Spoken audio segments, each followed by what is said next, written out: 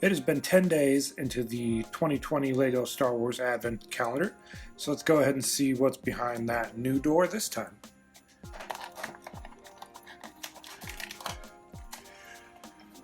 It's another minifig build. I'm not sure what you really qualify this as,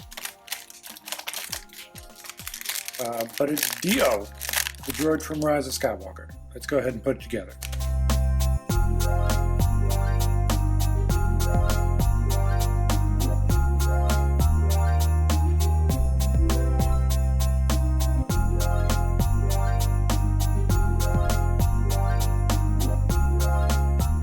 Alright, there you have it. Dio.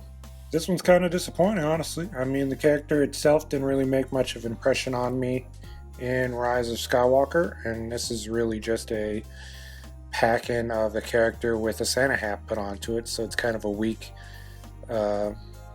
way to make it into a Christmas theme. I guess it's more personal preference. It's a character I don't really care about. Somebody may have fallen in love with this character and will be super excited to get him, but for me, I'm just kind of, yeah.